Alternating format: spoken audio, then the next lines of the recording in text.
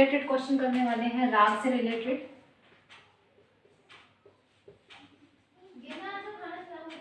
राग से related question करेंगे आज।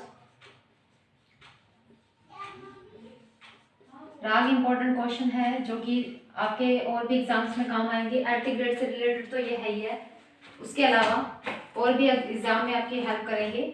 जैसे आप टीजीटी कर रहे हो या फिर किसी और एग्जाम की तैयारी जो कर रहे हो आप, एंटी ग्रेड में भी हेल्प करेगा, टीजीटी में भी करेगा, एंड यूजीसी नेट ऑल्सो।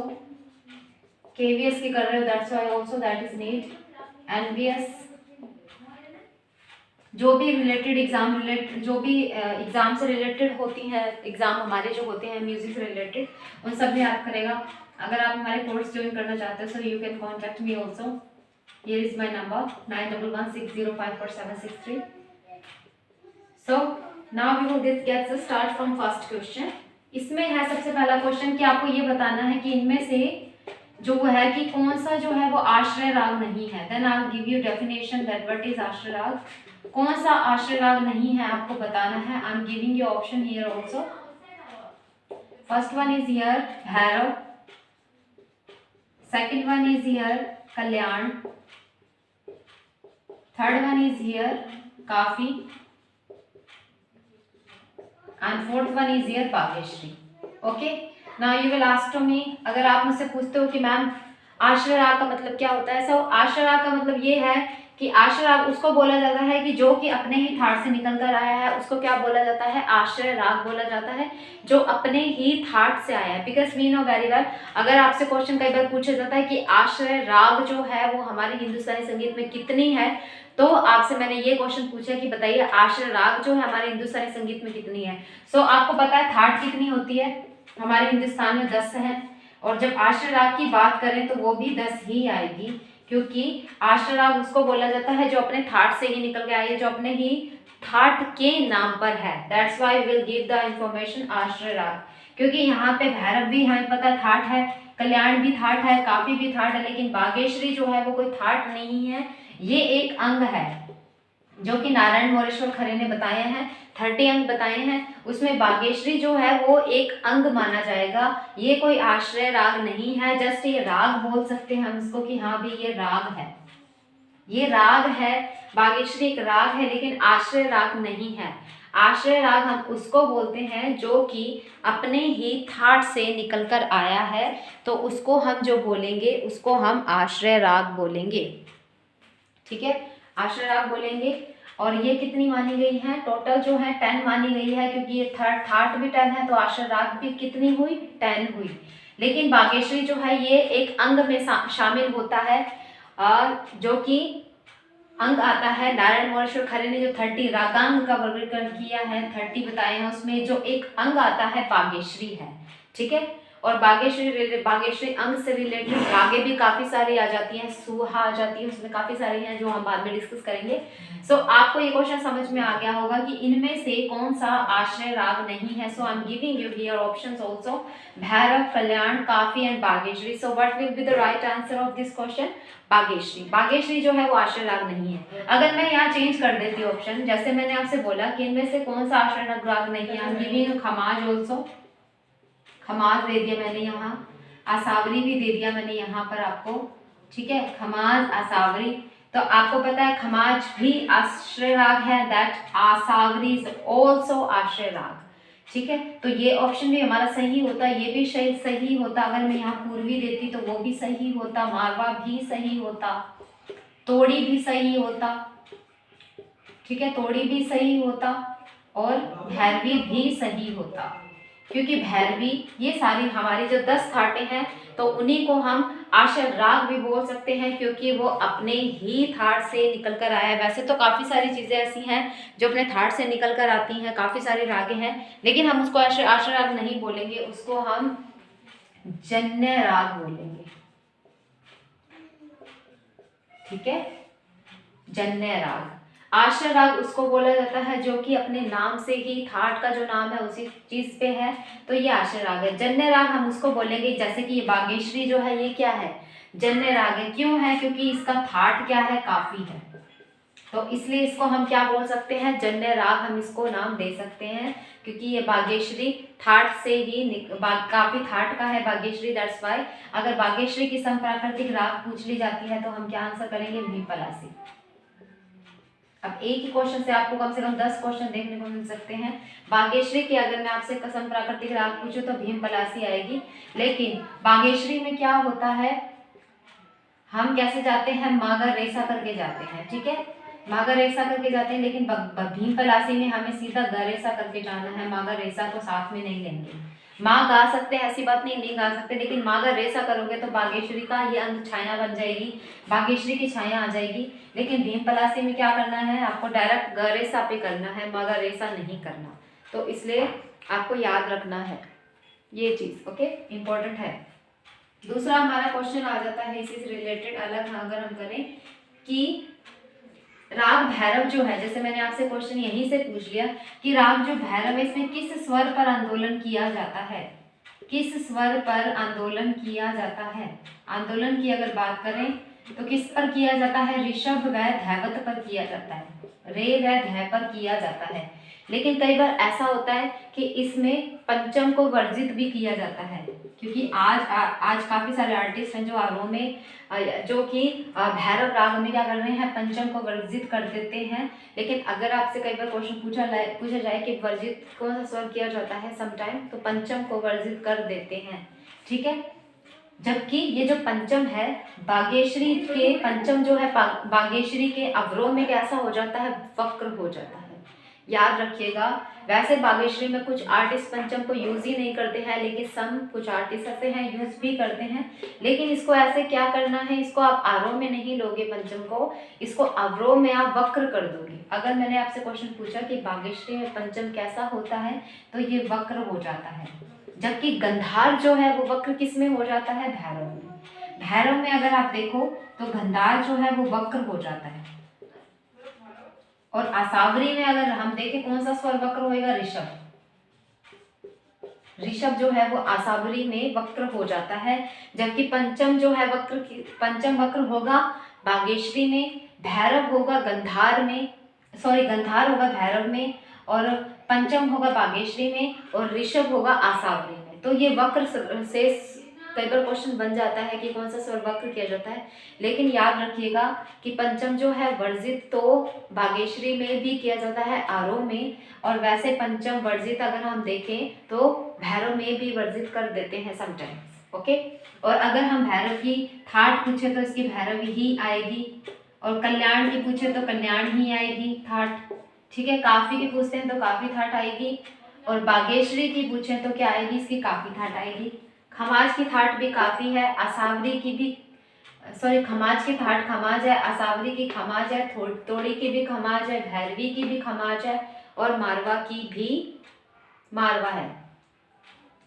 तोड़ी की तोड़ी है, भैरवी की भैरवी है, और मारवा की मारवा है, और पूर्वी की पूर्वी है, ठीक है।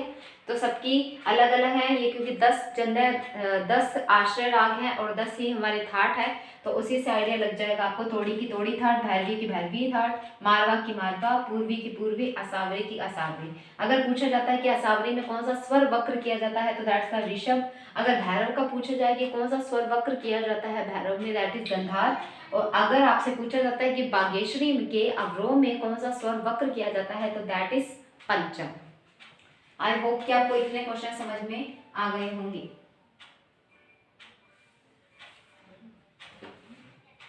Now I am giving you question also. Second question is here, आपको बताना है इसमें से कौन सा सही नहीं है।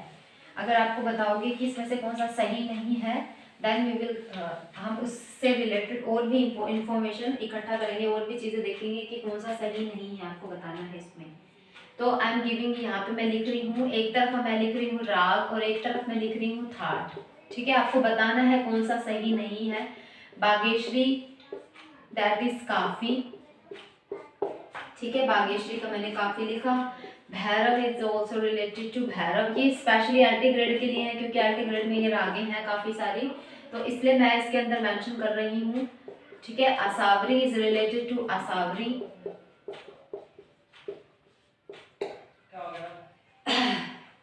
Khamaj and here I am giving you option काफी. Okay, so tell me which one will be the incorrect. कौन सा जो है किस में एरर है, इसमें कौन सा राग और थाट सही नहीं है. आप बहुत इंटेलिजेंट हो, आप खुद बता सकते हो इस चीज़ को देखकर कि कौन सा सही नहीं होगा, इसमें कौन सा सही नहीं आएगा. क्योंकि देख लो, मैंने आपसे पहले भी बात बोली है कि बागेश्वरी जो है वो आश्रय राग नहीं है, भैरव है, असावरी है और खमाज है. ठीक है, खमाज अगर आश्रय राग है तो इसका थाट भी क्या होना चाहिए, खमाज ही होना चाहिए. ठीक है, तो हमारा जो गलत ऑप्शन होगा दैट इज काफी था यहाँ पे पहले. अब हमने इसको खमाज कर दिया तो इसमें गलत कौन सा होगा, काफी होगा. क्योंकि असावरी का तो असावरी ही होगा, भैरव का भैरव होगा, बागेश्वरी का काफी थाट होगा. ठीक है, भैरव से रिलेटेड भैरव जो है दैट इज गंभीर है इसका नेचर. ठीक है, इसका नेचर कैसा है, गंभीर है. लेकिन भैरवी की अगर बात करते हैं हम इसके अकॉर्डिंग, भैरवी का कैसा है नेचर, चंचल. ठीक है, लेकिन भैरवी की एक क्वालिटी आती है कि भैरवी में अगर हम ऋषभ को शुद्ध कर दें, ये क्वेश्चन आज ही टेलीग्राम पे पूछा गया था कि भैरवी में अगर ऋषभ को शुद्ध कर देते हैं तो वो कौन सा राग बन जाता है, कौन सा राग बन जाता है, तो वो बन जाता है सिंधु भैरवी. सिंधु भैरवी. ठीक है, भैरव की प्रकृति अगर देखें गंभीर है. भैरव की अगर वक्र स्वर की बात करें गंधार है. लेकिन आंदोलित स्वर की अगर बात करते हैं तो ऋषभ और धैवत आता है. आंदोलित स्वर की अगर बात करते हैं तो ऋषभ और धैवत आता है. वक्र स्वर की बात करते हैं तो गंधार आता है. और असावरी में अगर वक्र स्वर की बात करें दैट इज ऋषभ. और खमाज की बात हम जब करेंगे तब करेंगे, अभी इसके बारे में हम डिस्कस नहीं कर रहे हैं. बागेश्वरी का अगर वादी संवादी अगर हम देखें तो दैट इज मासा. ठीक है, और भैरव का अगर हम वादी संवादी देखते हैं तो क्या आता है, रे और धा, सॉरी धैवत और ऋषभ, धारे, है ना. भैरव का क्या आता है, धारे. और असावरी का क्या आता है आप मुझे बताओगे, खमाज का गानी. ठीक है, खमाज का क्या आता है, गानी आता है. और असावरी का जो होता है वो धागा होता है, धागा. ठीक है, असावरी का क्या होता है, धागा. अगर बागेश्वरी का पूछा जाए आपसे कि बागेश्वरी का वादी स्वर कौन सा है, दैट इज मध्यम. भैरव का अगर वादी स्वर पूछा जाता है दैट इज धैवत. असावरी का पूछा जाता है धैवत. और खमाज का पूछा जाता है गंधार और निषाद. कई बार ऐसा यमन का भी ग और नी ही होता है, यमन का भी गंधार और निषाद होता है. ठीक है, गंधार और निषाद होता है.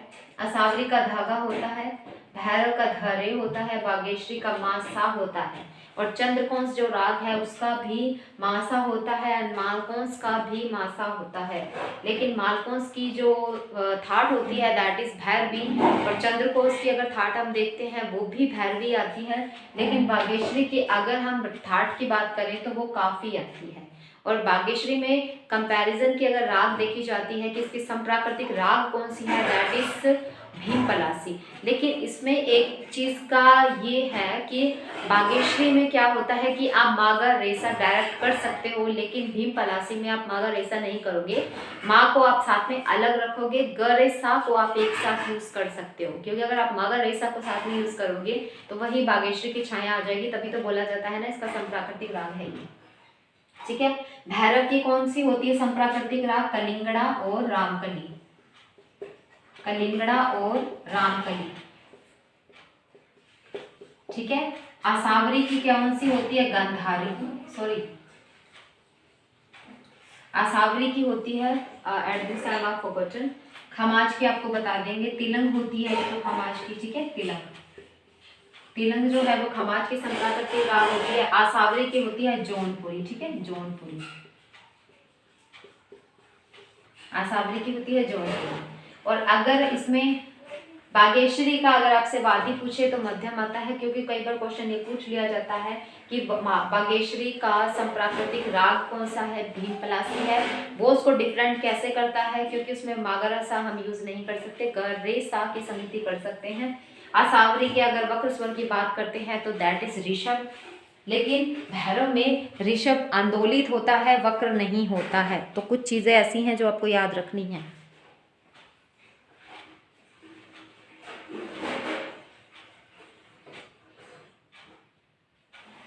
और भैरव की एक क्वालिटी, एक बात ये भी होती है कि इसमें हम ख्याल गा सकते हैं, तराना गा सकते हैं, ध्रुपद भी गा सकते हैं, लेकिन इसमें क्या होता है, इसमें आप ठुमरी नहीं गा सकते। भैरव में भी आप ठुमरी नहीं गा सकते और आप भीम पलासी राग में भी ठुमरी नहीं गा सकते, उसमें ठुमरी नहीं गाई जाती है। सबसे ज़्यादा ठुमरी जो देखने को मिलती है दैट इज भैरवी में भी मिल जाती है ठुमरी देखने को, लेकिन क्या होता है भैरव में ठुमरी नहीं गाई जाती है। और कई बार क्वेश्चन ऐसा भी बन सकता है कि भैरवी में क्या नहीं गाया जाता। ये आपको सुनने में बहुत अजीब लगेगा कि भैरवी में ऐसा कैसा हो सकता है, नहीं गाया जा सकता, लेकिन नॉर्मली ऐसा अधिकतर ऐसा होता है कि भैरवी में हम ख्याल नहीं गा सकते, क्योंकि अगर आपको ऑप्शन में दे रहे हैं ना, तराना दे रहे हैं, ख्याल दे रहे हैं, ध्रुपद दे रहे हैं या ठुमरी दे रहे हैं, तो आप प्लीज ख्याल को प्रेफर करना, क्योंकि ख्याल का ये क्वेश्चन है कि इसमें कौन सा भैरवी में क्या चीज़ नहीं गाई जाती है, मतलब इनके अकॉर्डिंग कम गाई जाती है। ऐसी बात नहीं कि बिल्कुल ही नहीं गाई जाती, ऐसी बात थोड़ी कि ऐसी थोड़ी ना राग बन गई, लेकिन कम जो गाई जाती है उसको नहीं के बराबर माना है कि भैरवी में ख्याल नहीं गाया जाता। अगर आपको ख्याल दे रहे हैं, तराना दे रहे हैं, ध्रुपद दे रहे हैं और ठुमरी दे रहे हैं, तो आप ख्याल को ऑप्शन टिक करना, क्योंकि ख्याल वहां पर सही माना जाएगा। तराना देखने को मिलता है, ठुमरी भी देखने को मिलती है, ध्रुपद भी देखने को मिलता है। ये हम बात कर रहे हैं राग भैरवी की। वही इसके अपोजिट अगर भैरव पे हम आते हैं, तो भैरव में अगर क्वेश्चन आता है कि भैरव राग में इनमें से क्या नहीं गाया जाता, तो आप ठुमरी को प्रेफर करना। और भैरवी में अगर पूछा जाता है कि इनमें से क्या नहीं गाया जाता, तो आप ख्याल को प्रेफर करना। और वही भीम पलासी में अगर आपसे ये पूछा जाता है कि इसमें से क्या नहीं गाया जाता, तो आप ठुमरी पर क्लिक करना। याद रख लेना, 2 रागें ऐसी हैं जिसमें नहीं गाई जाती, और भी बहुत सारी रागें होती हैं जिसमें नहीं गाई जाती। ठुमरी एक भीम पलासी में हम नहीं गा सकते, पूर्वी में भी हम नहीं गा सकते, पूर्वी है या फिर सूर्य धनाश्री, इन दोनों में से कोई है जिसमें हम नहीं गा सकते। और भैरवी में ठुमरी गाई जाती है, लेकिन भीम पलासी में नहीं गाई जाती। भैरव में ठुमरी नहीं गाई जाती। Okay, I hope you understand कहाँ से इंपॉर्टेंट क्वेश्चन बनते हैं, तो ये आपको हमारा क्लियर है।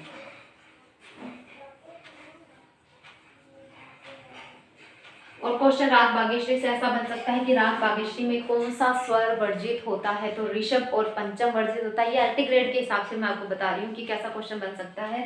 जैसे बागेश्वरी में आपसे क्वेश्चन पूछ रहे थे कि राग बागेश्वरी में कौन से स्वर वर्जित होते हैं, तो ऋषभ और पंचम वर्जित होते हैं। अभी तो फिर आप बोलोगे मैम अभी तो आप कह रहे थे कि पंचम वक्र होता है, तो याद रखिएगा अवरोह में वक्र यूज होता है, आरोह में वक्र यूज नहीं होता।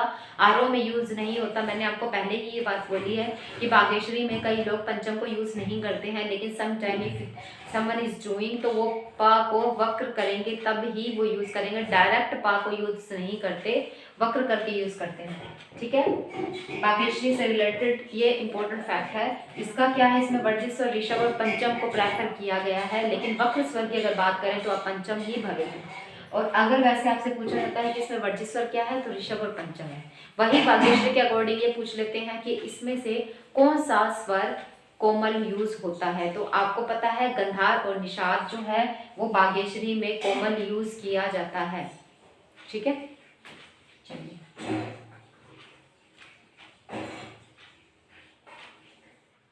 और बागेश्वरी का अगर टाइमिंग अगर देखते हैं तो रात्रि का द्वितीय प्रहर आता है, रात्रि का द्वितीय प्रहर, इसका जो टाइम आता है वो रात्रि का द्वितीय प्रहर आता है।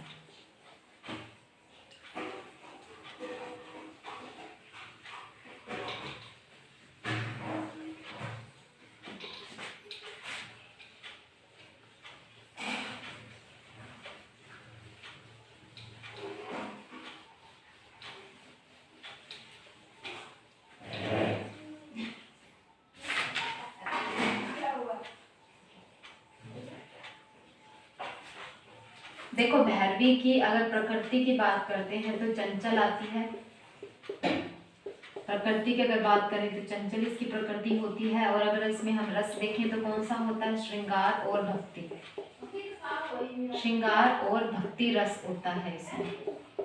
और जबकि भैरव में कौन सा रस होता है, करुण। भैरव के रस की अगर बात करें तो हम करुण रस को यूज करेंगे।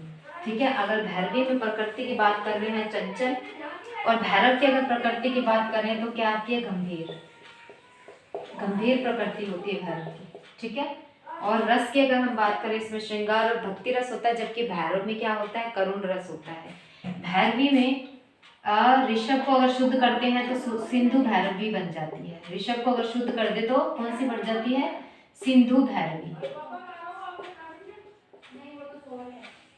ठीक है, सिंधु भैरवी हो जाता है। ओके, और वही अगर यहाँ पे क्वेश्चन ऐसा भी बन सकता है कि राग भैरव में अगर ऋषभ और धैवत को शुद्ध कर दे और माँ को तीव्र कर दे तो कौन सा राग बन जाएगा, तो आपको पता है यमन बन जाएगा, यमन कल्याण।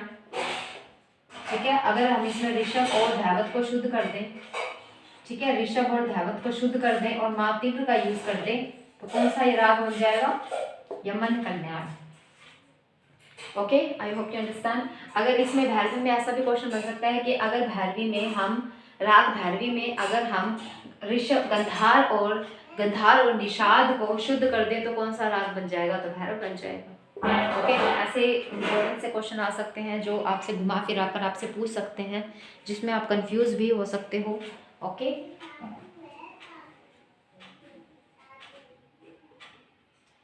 और एक भीमपलासी राग का क्वेश्चन है कि भीमपलासी राग में कौन सा स्वर अगर हम परिवर्तित कर दें, भीमपलासी में कौन सा स्वर परिवर्तित करने पर पट्टदीप राग बन जाएगा, कौन सा स्वर परिवर्तित करने पर, ये क्वेश्चन आप मुझे आंसर बताओगे कि राग भीमपलासी में हम कौन सा स्वर परिवर्तित करें कि राग पट्टदीप बन जाए। I am giving you option here also, Patdeep राग बन जाए। भीमपलासी में कौन सा स्वर हम परिवर्तित करें कि राग पट्टदीप बन जाए। ऑप्शन ए है आपका गंधार, ऑप्शन बी है आपका धैवत, ऑप्शन सी है आपका निषाद, या option D is here no one. Okay, तो आपका ये क्वेश्चन है। आपको अगर आपको ये वीडियो अच्छी लगी है तो प्लीज़ मेरे क्वेश्चन का रिप्लाई ज़रूर देना। मैंने आपसे पूछा, अगर आपको रिस्पांस मुझे अच्छा मिला तो मैं रागों से रिलेटेड और भी इंपॉर्टेंट वीडियोस आपके सामने लाऊंगी जो आपके एग्जाम के लिए बहुत ही इंपॉर्टेंट होगी। और किसी भी अगर आप हमारे कोर्सेज ज्वाइन करना चाहते हो तो आप कर सकते हो, जो कि आपके लिए बहुत ही इंपॉर्टेंट रहेंगे।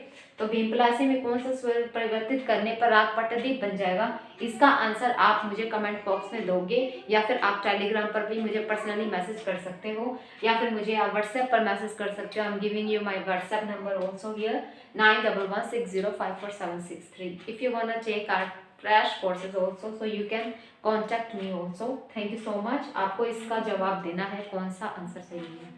Thank you so much. I hope you have enjoyed and you have learned many things to this video. Thank you so much.